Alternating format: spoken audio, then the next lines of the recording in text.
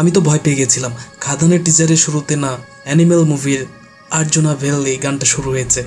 খাদান হবে শ্মশান নাকি শ্মশান হবে খাদান, আমরা তো কেউ জানি না ভিউয়ার্স।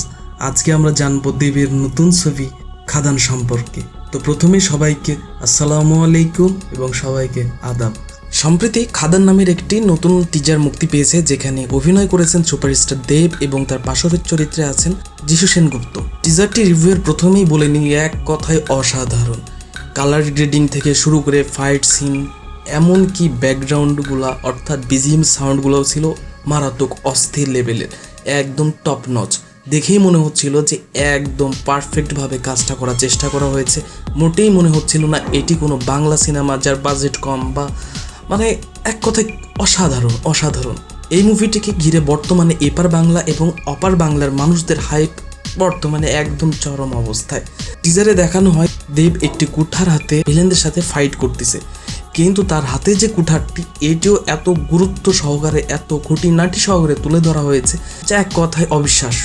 চিরচালিত যে কুঠারগুলো থাকে তার বদলে এখানে একটি স্পেশাল কুঠার ব্যবহার করা হয়েছে, যেইটি দেখতে আসলেই ভালো লাগতেছিল।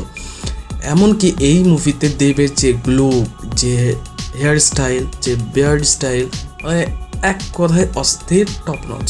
এখানে কালার গ্রেডিং থেকে শুরু করে সব কিছু, এমনকি এই ছবিতে বিড়ির মাধ্যমেও স্টাইলটি ফুটিয়ে তোলা হয়েছে। আমরা প্রত্যেকটা ছবিতে কি দেখি?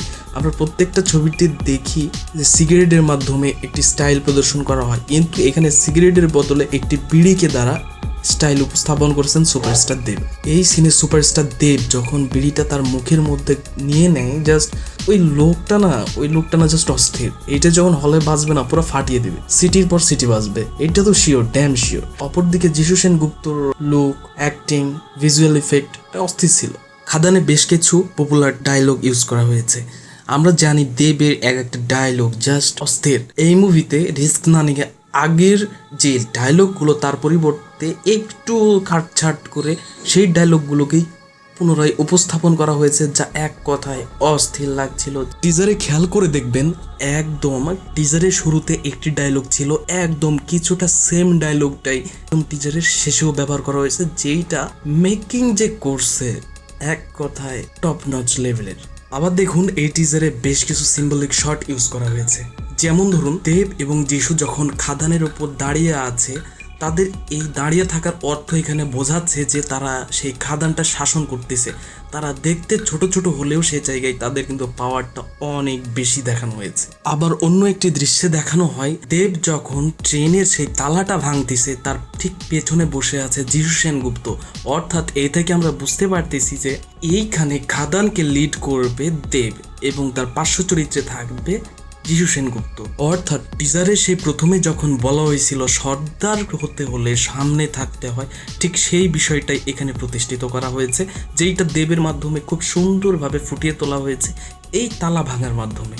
আমরা বাংলা মুভির ক্ষেত্রে কি দেখি? অনেক ক্ষেত্রে বাজেট প্রবলেম, এই প্রবলেম, সেই প্রবলেম, এগুলো করে দেখা যায় তাদের ফাইটিং সিন থেকে শুরু করে ভিজুয়াল এমনকি কালার গ্রেডিংয়েও অনেক সমস্যা থাকে, যেটার জন্য আমাদের এক্সপেকটেশন থাকে অনেক লেভেলে। কিন্তু খাদানকে দেখুন, এক কথায় সব দিক দিয়ে টপ নচ। এই ফাইট সিনটাই দেখুন, তার হাতে যে কুড়াল ঘোরাচ্ছে সেইটা সুন্দরভাবে উপস্থাপন করা হয়েছে। এমনকি দেব যখন তার ভিলেনকে মারতেছে, তারা যখন উড়ে যাচ্ছে, সেইটাকে খুব সুন্দরভাবে উপস্থাপন করা হয়েছে।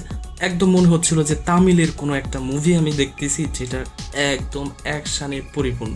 আবার এই টিজার দেখে আমরা বুঝতে পারি এই টিজারটি, অর্থাৎ এই টিজারের যে মুভিটি, এইটা বর্তমানের কোনো সময় কিনে তৈরি করা হয়নি। এই টিজারে দেখানো হয়েছে দেবের পায়ে চটি, স্যান্ডেল এবং তার প্যান্ট হচ্ছে বেল বটম প্যান্ট। এমনকি সেখানে যারা আন্দোলনরত অবস্থায় ছিল খাদানে, সেখানেও বিভিন্ন ধরনের ফেস্টুনে নানা ধরনের কথা লেখা ছিল, যেটা নির্দেশ করছে এইটি ব্রিটিশ পিরিয়ডের কোনো একটি ঘটনাকে তুলে ধরা হয়েছে এই খাদান মুভির মাধ্যমে। তবে এই টিজারের সবচাইতে ভালো দিক আমার কাছে যেটা মনে হচ্ছে, এই টিজার থেকে গল্পের বিন্দু মাত্র কোনো পরিমাণ আঁচ পাওয়া যাচ্ছে না। এই টিজারে এ পর্যন্ত অন্য কোনো ক্যারেক্টারকে রিভিল করাই হয় না। এই টিজারে শুধুমাত্র রিভিল করা হয়েছে দেবের চরিত্রের কিছু অংশ এবং যিশু সেনগুপ্তর কিছু অংশ। এই দুই ক্যারেক্টারের রিভিলেই বর্তমানে যে হাইপ ক্রিয়েট করছে মুভিটি, মানে এক কথায় অসাধারণ। এখনো রিভিল করাই হয়নি ভিলেনের লুক, ভিলেনের এন্ট্রি, কিছুই রিভিল করা হয় নাই। টিজারে দেখা যায় অনেকগুলো দামি গাড়ি একসাথে আসতেছে, অর্থাৎ এখানে নিশ্চয়ই কোনো পাওয়ারফুল ব্যক্তি আসতেছে। কিন্তু এখানে কথা হচ্ছে তার মানে কি এই সেই পাওয়ারফুল লোক যার সাথে দেবের একটি সাংঘর্ষিক হতে যাচ্ছে? এটাই কি সেই ভিলেনকে ইঙ্গিত দিয়েছে? হতেও পারে। খাদানের টিজারটি বাংলা মুভি মেকার্সদের চোখে আঙ্গুল দিয়ে দেখিয়ে দিয়েছে যে ঠিক কিভাবে মুভি মেক করতে হয়। একদম খুঁটিনাটি থেকে শুরু করে বিগ এভরিথিং নিয়ে তারা কাজ করেছে, যা এক কথায় প্রশংসার দাবিদার। দেখুন, টিজারে যখন মুভির নামটা দেখাচ্ছিল, নামটার উপরে একটু রক্তের ছিটা এসে পড়লো। বিষয়টা কিন্তু ছোট কিন্তু ইম্প্যাক্টফুল। খাদানের টিজারটিকে অনায়াসে কোনো সাউথের মুভির টিজার বলে চালিয়ে দেওয়া যাবে, কোনো সমস্যা নাই। কিন্তু এইটা যখন বাংলা মুভি, সেই ক্ষেত্রে আমাদের এক্সপেকটেশন একটা অন্য লেভেলের, অনেক হাই হয়ে গেছে এই খাদানের টিজার দেখার পর। তো আমরা সবাই চাই খাদান অনেক সাকসেস হোক, অনেক বেশি হাইপ ক্রিয়েট করুক এবং অবশেষে খাদানের জন্য অনেক অনেক বেশি ভালোবাসা।